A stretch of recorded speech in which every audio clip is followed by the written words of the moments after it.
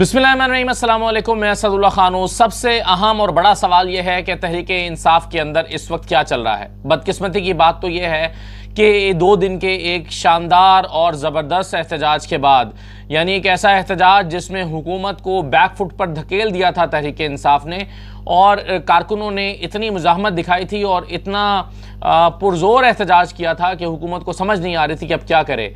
इस ज़ोरदार एहतजाज के बावजूद इस वक्त पूरी पीटीआई बैकफुट पर है और पूरी पीटीआई इस वक्त कन्फ्यूजन का शिकार है। कुछ समझ नहीं आ रही क्या हो रहा है। अब कल रात को मैंने आपको बताया था कि आज एक अहम मीटिंग होने जा रही है, पॉलिटिकल कमेटी की मीटिंग होने जा रही है, और मैंने ये भी कहा था कल शाम के वीलॉग में कि उस कमेटी की मीटिंग से फिर जो कुछ निकलेगा उससे उस सूरत हाल का अंदाज़ा होगा। लेकिन उस कमेटी मीटिंग से क्या निकला, सिर्फ ये बाहर आया है या ये पता चला है कि उस कमेटी की मीटिंग से पहले, यानी पॉलिटिकल कमेटी ने के मेंबर्स जितने भी हैं और जो भी उस मीटिंग में शरीक रहे हैं लोग, उन सब से हल्फ लिया गया कि वो इस मीटिंग के कंटेंट को राज रखेंगे, बाहर नहीं जाने देंगे। और चूंकि सबसे हल्फ लिया गया, इसलिए जिनसे भी हमने राब्ता किया उन्होंने कहा कि मैं आपको बता नहीं सकता, मजबूरी है, क्योंकि हल्फ दे दिया है। तो फिर कुछ भी बाहर नहीं आ सका, सिवाय इसके ये पता चला है कि खूब गर्मा गर्मी हुई है। अली अमीन गंडापुर के ऊपर बहुत सवालात उठे हैं, एतराज़ात उठे हैं और बहुत सख्त बातें हुई हैं, और पीटीआई के अंदर एक दूसरे के पर इल्ज़ामात का एक सिलसिला जो है वो इस मीटिंग में जारी रहा। एक दूसरे पर हमले जारी रहे, लड़ाई की सी कैफियत थी, लेकिन कोई भी चीज़ किसी नतीजे पर नहीं पहुंच सकी। अब अगरचे इस वक्त पीटीआई की सूरत हाल यह है कि उन्हें यह समझ नहीं आ रहा कि अब करना क्या है, यानी क्या लाहे अमल क्या अपनाना है, क्या एहतजाज की कॉल देनी है, क्योंकि अब जो कुछ हुआ है इसको डिफ्यूज़ करने के लिए उन इल्ज़ामात को धोना पड़ेगा जो इल्ज़ामात तहरीक इंसाफ पर लगे हैं। क़यादत के कॉम्प्रोमाइज़ होने के इल्ज़ामात सिर्फ अली अमीन गंडापुर के नहीं, बल्कि बाकी लीडरशिप जो बाहर नहीं निकली, जो घर में बैठी रही, उस पर भी बहुत सारे सवालात उठे हैं। अकेले अली अमीन जिम्मेदार नहीं है, वो सब लोग जो एहतजाज के लिए निकले ही नहीं है वो सब भी जिम्मेदार हैं। तो अब पीटीआई करेगी क्या? देखिए, मैं सूरत हाल ये है कि शहबाज शरीफ साहब ने चढ़ाई कर दी है, और शहबाज शरीफ साहब जो हैं वो इस वक्त आज यानी 2 दिन तक गायब रहे। जब हालात ऐसे थे उन्हें समझ नहीं आ रही थी, उनको बल्कि डर यह था कि कहीं बांग्लादेश जैसी सूरत हाल ना हो जाए, कहीं लोग इकट्ठे होकर वज़ीर-ए-आज़म हाउस में ना घुस जाएं। तो वज़ीर-ए-आज़म पहले ही वज़ीर-ए-आज़म हाउस छोड़ के भाग गए थे और काबीना इधर उधर हो गई थी, यानी खौफ का ये आलम था। और अब कॉन्फिडेंस का ये आलम है कि कह रहे हैं किसी को हालात ख़राब करने नहीं देंगे, इधर मुल्क तरक्की कर रहा है, सऊदी वफ़द आ रहा है, एमओयूज़ पर साइन हो रहे हैं, किसी को हालात ख़राब नहीं करने देंगे। सिद्दीक जान की 2 ट्वीट से मैं समझता हूँ कि सूरत हाल जो है वो मुकम्मल तौर पर अयां करके रख दी है और तमाम सूरत हाल का अहाता कर लिया है 2 ट्वीट से। मैं आपके सामने वो रख देता हूँ। मसलन सिद्दीक जान की एक ट्वीट ये है कि पीटीआई क़यादत की कन्फ्यूजन और बुज़दिली की वजह से इस वक्त शहबाज शरीफ जैसा कमज़ोर कैरेक्टर भी ऐसे धमकियां दे रहा है जैसे 2/3 से वज़ीर-ए-आज़म बना हो। अली अमीन गंडापुर के सरेंडर के 42 घंटे गुजरने के बाद भी कोई वाज़ेह पॉलिसी नहीं, कोई प्रेस कॉन्फ्रेंस नहीं, कोई लाहे अमल नहीं। अवाम में सबसे पॉपुलर खुशनसीब इमरान खान की बदनसीबी देखिए कि अली अमीन के गिरने के बाद पार्टी को 2 दिन से समझ नहीं आ रही कि अब क्या करना है। एक तो ट्वीट ये है, यानी वाकई पार्टी अली अमीन की सूरत हाल के बाद बिल्कुल ऐसा लगता है कि माऊफ हो गया है उनका दिमाग, समझ नहीं आ रही कि अब क्या करें। ना कोई मीडिया में आकर सूरत हाल बन पा रही है, ना कोई मीटिंग के अंदर बात हो पा रही है। अच्छा, दूसरी ट्वीट भी देखिए, और मैं समझता हूँ कि ये पूरी सूरत हाल का, यानी 9 मई से लेकर अब तक का अहाता इस ट्वीट में किया गया है। सिद्दीक जान ने लिखा है कि 9 मई से 7 फरवरी तक पीटीआई ऐसे ज़ेर अताब रही कि पाकिस्तान की तारीख में शायद ही किसी जमात पर इतने जुल्म ढाए गए हों। 8 फरवरी को पाकिस्तान के लोगों ने इमरान खान की लाज रखी और 2/3 अक्सरियत दे दी। 9 फरवरी को वो मैंडेट चोरी हो गया। पीटीआई के जो लोग जीत गए थे उन्होंने इसलिए बुज़दिली दिखाई कि हम तो चलो जीत ही गए हैं। इमरान खान ने बहुत बार कहा कि तुम लोग 8 फरवरी की रात को ही निकल आते तो मैंडेट चोरी होने से बच जाता। इसके बाद खान के प्लान पर चलते चलते पीटीआई ने 2 रोज़ पहले पूरे निज़ाम को तकरीबन शिकस्त दे दी। फिर अली अमीन गंडापुर ने खान की पीठ में छुरा घोंपा। इसके बाद पीटीआई की बुज़दिल क़यादत ने कमाल बहादुरी से सामने से आकर खान पर वार किया। अली अमीन के बाद पार्टी के पास ना कोई लाहे अमल है और ना एजेंडा। यूं 8 फरवरी से 5 अक्टूबर तक जो स्पेस ली थी वो पूरी स्पेस तकरीबन पिछले 48 घंटे में ख़त्म हो गई है। رہی صحیح کسر نکلنے والی ہے۔ پی ٹی آئی 9 مئی کی پوزیشن پر واپس جا رہی ہے۔ علی امین گنڈاپور کے بعد رہی صحیح کسر انہوں نے نکال دی جن کے ہاتھ میں پارٹی کی باغ ڈور تھی۔ تو یہ صدیق جان کی رائے ہے۔ یہ صدیق جان نے اس ساری صورتحال پر اپنی رائے کا اظہار کر دیا اور میں نے ان کی رائے جو ہے اپنے ویلاگ میں بھی شامل کر دی ہے۔ تو آپ کو اندازہ ہوگا کہ اس وقت چل کیا رہا ہے یا ہو کیا رہا ہے پارٹی کے اندر۔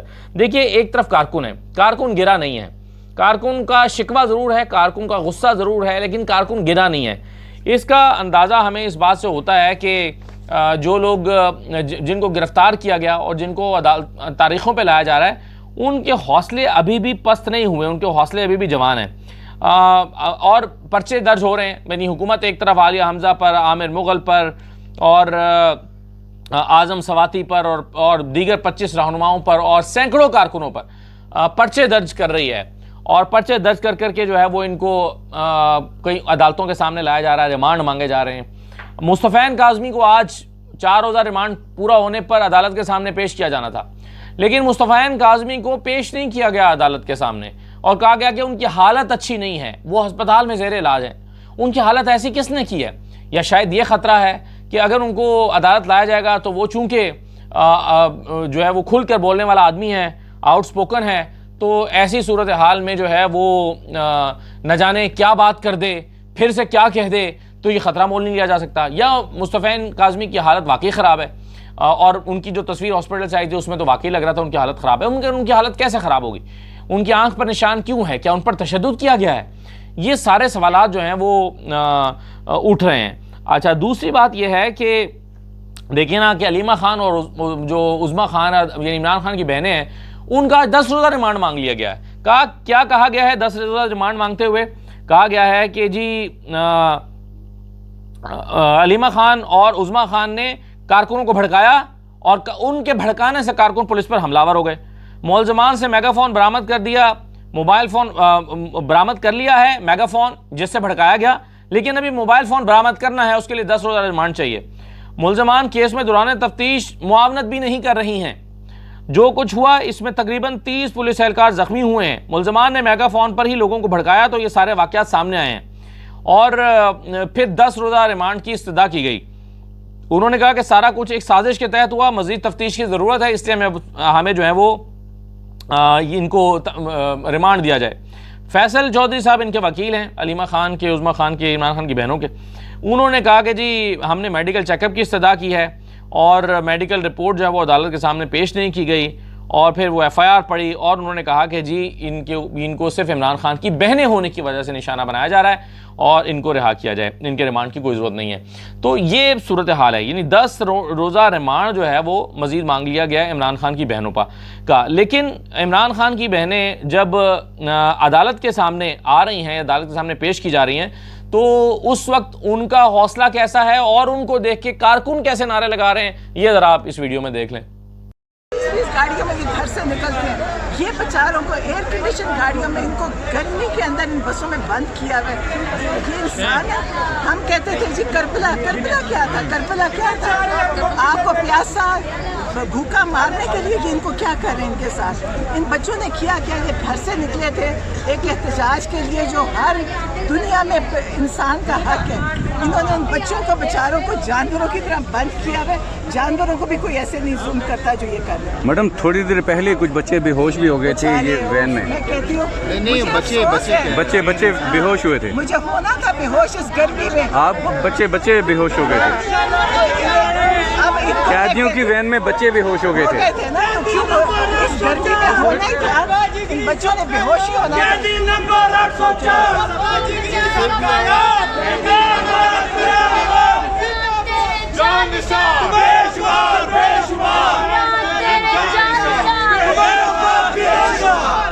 تمہارا باپ بھی دے گا آزادی، تمہاری باپ بھی دے گی آزادی، ہم تم سے لے کر رہیں گے آزادی، ہم تم سے لے کر رہیں گے آزادی، تمہارا باپ بھی دے گا آزادی، تمہارا باپ بھی دے گا آزادی۔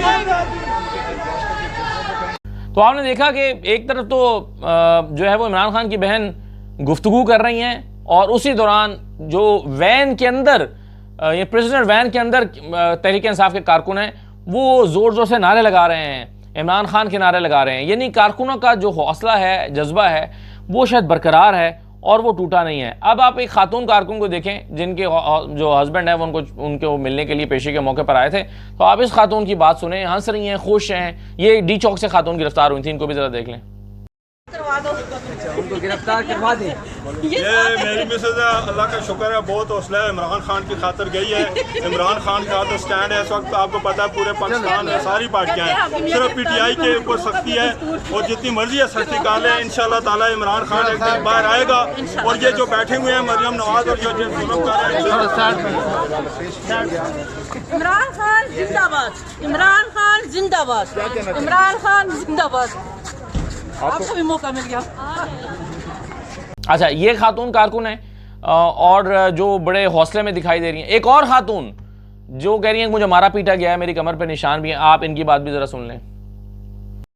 میڈم کتنے لوگوں نے رینجرز کے آپ نے مجھے ایک نے مارا ہے بہت زیادہ, میرے ابھی بیک پہ دیکھ سکتے ہیں خون, اور میرے جو ہپس پہ مارے ہیں انہوں نے ڈنڈے مارے. تو ایک طرف آپ دیکھیں کہ پوری قیادت چھپ کے بیٹھی ہے اس نام پہ کہ جی ایم این ایز کو نکلنے پہ منع کیا گیا ہے کہ جی کہیں وہ پکڑے نہ جائیں. اور بھائی وہ ایم این ایز جن کے کا خطرہ ہے کہ وہ کمزور ہو سکتے ہیں یا پکڑے جا سکتے ہیں, باقی ایم این ایز کو تو نہیں توڑا جا سکتا نا. مطلب اگر شیخ وقاص اکرم کو پکڑ لیں یا عمر ایوب خان کو پکڑ لیں تو ان کو پکڑ کے وہ توڑ تو نہیں سکتے گرفتار کر کے کہ جی اب آپ پی ٹی آئی سے ٹوٹیں اور آئین ترمیم کے لیے ووٹ کریں, وہ تو نہیں ٹوٹ سکتے. تو اس نام پر کہ سینیٹر ایم این ایس کو, اور یہ بھی میرا خیال ہے عمران خان کو قائل کیا گیا ہوگا, منایا گیا ہوگا کہ جی دیکھیں اس وقت حالات بڑے نازک ہیں, ایم این ایس کو چھپا کے رکھنا بڑا ضروری ہے. اس آڑ میں سارے ایم این ایس گھر بیٹھے رہے. چلے ایم این ایس تو چھوڑیے, یہ ٹکٹ ہولڈرز غائب ہو گئے اور ایم پی ایس غائب ہو گئے, تو قیادت ایک طرف چھپی پڑی ہے. دوسری طرف کارکن جنہوں نے باہر نکل کے احتجاج کیا تھا, وہ کارکن ابھی بھی حوصلے میں ہیں اور سارا نزلہ بھی انہی کے اوپر گر رہا ہے. ریاست اپنا سارا تشدد بھی انہی کے اوپر, اپنی ساری طاقت بھی انہی کے اوپر استعمال کر رہی ہے, وہ جو چند کارکن پکڑے گئے ہیں. تو ایسے صورتحال میں آپ دیکھیے کہ کارکنوں کا گرفتار ہونا لیڈرشپ کے لیے اور کارکنوں کا حوصلے میں ہونا لیڈرشپ کے لیے بھی ایک مثال ہے. تو بہرحال اب کیا ہوگا یہ ایک سوال ہے, کیونکہ پی ٹی آئی کی جو قیادت ہے وہ کمیٹی کھیل رہی ہے اور اجلاس کھیل رہی ہے, کسی نتیجے پر نہیں پہنچ پا رہی. لیکن اب ایسا لگتا ہے کہ دباؤ بڑھ رہا ہے کمیٹی کے اوپر, اور ان کے پاس کوئی چارہ نہیں ہے سوائے اس کے کہ دوبارہ سے احتجاج کا اعلان کریں, دوبارہ سے نکلیں. اور لیکن سوال یہ پیدا ہوتا ہے کہ کیسے نکلیں گے, علی امین گنڈا پور کی سربراہی میں نکلیں گے یا کسی اور کی سربراہی میں نکلیں گے؟ اگر کوئی اور ہے تو وہ کون ہے؟ اور اگر علی امین کی سربراہی میں نکلیں گے تو کیا پوری مشینری کے ساتھ نکلیں گے, اور کیا علی امین نکلیں گے عمران خان کی ہدایت کے مطابق؟ یہ سارے وہ سوال ہیں جس کا جواب ابھی نہ پی ٹی آئی کے پاس ہے, نہ پی ٹی آئی ان سوالوں کا جواب دے رہی ہے اور نہ ہمیں ان کا جواب مل رہا ہے. لیکن صرف ہمیں یہ اندازہ ہو رہا ہے کہ دباؤ شدید ہے اس وقت پی ٹی آئی کی لیڈرشپ پہ, اور اس کے لیے ان کو کچھ نہ کچھ کرنا پڑے گا. آخر میں قاضی فیصل صاحب کے ساتھ ایسا لگتا ہے حکومت نے ہاتھ کر دیا ہے. یہ میں کافی عرصے سے کہہ رہا تھا کہ دیکھیے گا آپ کے قاضی فیصل صاحب جو بہت کچھ کر رہے ہیں اپنی ایکسٹینشن کے لیے, اور 63A تک کا فیصلہ انہوں نے جلد بازی میں دیا. یعنی وہ یہ الزام نہ مول لیتے تو چلے گھر چلے جاتے عزت کے ساتھ کہ انہوں نے ایک ایسی کمیٹی بنائی, ایسی کمیٹی جو تشکیل نہیں دی جا سکتی تھی, اس کمیٹی سے ایک بینچ بنایا, وہ بینچ جس طرح سے انہوں نے توڑا اور توڑ کے نیا بینچ بنایا, یہ سب وہ نہیں کر سکتے تھے, اس پر قانونی بہت سارے سوال پیدا ہوتے ہیں. لیکن قاضی فیصل صاحب نے یہ سارا غیر قانونی عمل صرف اس لیے کیا تھا کہ ان کو ایکسٹینشن ہو جائے. لیکن میں آپ کو کہہ رہا تھا کہ قاضی فیصل صاحب کو استعمال کیا جا رہا ہے, وہ استعمال ہو رہے ہیں. اور دیکھیے گا کہ اور اب تو قاضی فیصل صاحب کے بارے میں سیدھا رانا ثناءاللہ نے کہنا شروع کر دیا ہے کہ نہیں انہوں نے تو ہمیں منع کر دیا, وہ تو ایکسٹینشن کے خواہش مند ہی نہیں ہے, نہیں وہ تو ایکسٹینشن مانگ ہی نہیں رہے. حالانکہ ان سے جا کے پوچھیں گے وہ کہیں گے یار میں نے کب منع کیا, خدا کے بندو. اور مجھے ڈر ہے کہ کہیں ایسا نہ کوئی قاضی فیصل اس کا ایک رجسٹرار کے ذریعے یا اپنے ترجمان کے ذریعے ایک وضاحت ہی جاری کروا دیں اور کہہ دیں کہ نہیں یہ غلط کوٹ کیا گیا ہے, مجھے رانا ثناءاللہ غلط کہہ رہے ہیں, میں نے تو یہ کہا ہی نہیں ہے کہ میں نہیں چاہتا. اب دیکھیں کیسے کوٹ کیا رانا ثناءاللہ نے مالک صاحب کے پروگرام میں, ذرا آپ کو میں ایک کلپ دکھاتا ہوں, آپ کو اندازہ ہوگا کہ کیسے انٹرپریٹ کر رہے ہیں رانا ثناءاللہ صاحب, اور میرا خیال ہے غلط انٹرپریٹ کر رہے ہیں, ذرا سن لیجئے. انہوں نے انکار نہیں کیا تھا, تب انہوں نے یہ کہا تھا صرف چیف جسٹس کی ایج کی بات نہیں ہے, لیکن اگر تمام ججز کی ایج بڑھے گی تو پھر مجھے کوئی اعتراض نہیں ہے. انہوں نے انکار نہیں کیا تھا. نہیں انہوں نے یہ بھی نہیں کہا تھا, نہیں انہوں نے یہ بھی نہیں کہا تھا. انہوں نے صرف یہ کہا تھا کہ جو آپ یعنی دیکھیں نا, انہوں نے پوچھا کہ جی آپ کو امینڈمنٹ کرنے جا رہے ہیں تو انہوں نے کہا کہ جی ہاں ہم چیف جسٹس کے مدت کا تعین کرنے جا رہے ہیں. تو انہوں نے کہا کہ پھر میں اس کے لیے اویلیبل نہیں ہوں. دوسری بات تو ہوئی نہیں ابھی ان سے. طارق صاحب نے کہا تھا کہ جی انہوں نے کہا کہ اگر ایج بڑھے گی, اگر تمام ججز کی بڑھے گی پھر مجھے اعتراض نہیں ہے. تو میں تو اعظم طارق صاحب کی بات کر رہا ہوں, مجھے تو نہیں کہا فائز عیسیٰ صاحب نے, میں تو آپ کے لا منسٹر کو کوٹ کر رہا ہوں.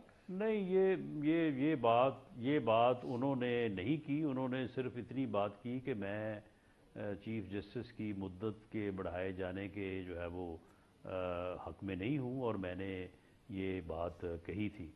تو معاملہ یہ ہے کہ دیکھیں یہ کوئی نہ تو یہ منصور علی شاہ صاحب اسپیسیفک امینڈمنٹ کو ہونے جا رہی ہے کسی کو روکنے کے لیے, اور نہ ہی کسی کو رکھنے کے لیے.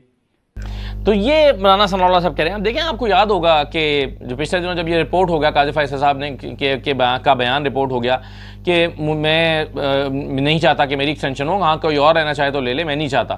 تو جب یہ رپورٹ ہوا تو قاضی فیصل صاحب نے اس کی وضاحت جاری کروائی, اور وضاحت جاری کروا کے کہا کہ نہیں یہ غلط رپورٹ ہوا ہے. میں نے یہ نہیں کہا کہ میں نہیں لینا چاہتا, میں نے کہا تھا کہ میں اکیلا اگر میرے لیے کیا جائے گا تو میں اس کے لیے راضی نہیں ہوں, ہاں اگر سب کے لیے ہوتا ہے تو پھر تیار ہوں.